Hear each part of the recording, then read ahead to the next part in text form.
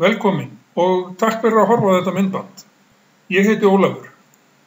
Ég hef starfað við sölu og markaðssetningu á internetinu í allmörg ár og meðal annars haldið fjölda námskeiða það efni. Ég hef spurningu til þín áður en lengra haldið. En áður en ég ber hana upp, langar mig að segja þér að það sem ég hef á boðstólum hér algjörlega nýtt.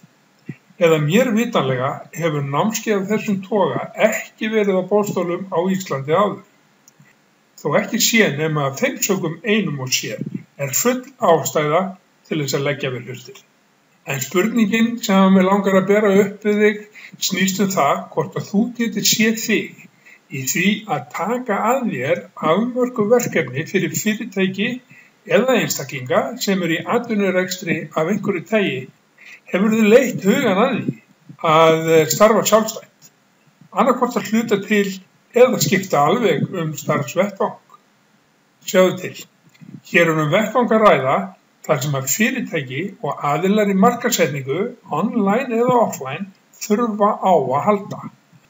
Þú munt verða fær að sinna nokkrum fyrirtækjum samtímis.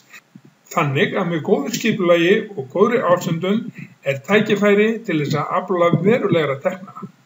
Meðal kosta þessa það að þú getur unnið á sveigjanlegum vinnutíma og vinnan 100% online.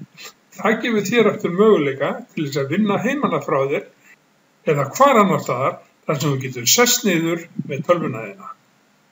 Að ógleymdu því hvaða gríðarlegan hag þú getur haft að því fyrir þig og þína markaðssetningu eða rekstur, stóran eða smáan, ef þú nú þegar í business að einhverju tagi. Sem og þegar að þú ferð að markaðssetja þessa þjónustu innan skamms. Það mun setja þig í algjöra yfirburðastöðu.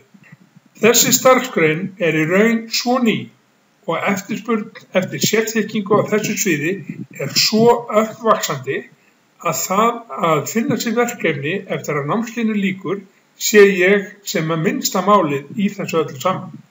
Hvort heldur þú vilt vinna fyrir íslenskt fyrirtæki eða erlent.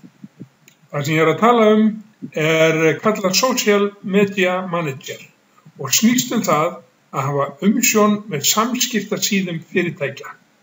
Ef áhugi þinn vakinn, vil ég biðja þig að skrá umbeðnar upplýsingar í formi hér til hliðar og horfa á stutt myndband á næstu síðu þar sem ég skýri myndina lítið nánar fyrir þér. Sjáumst þar.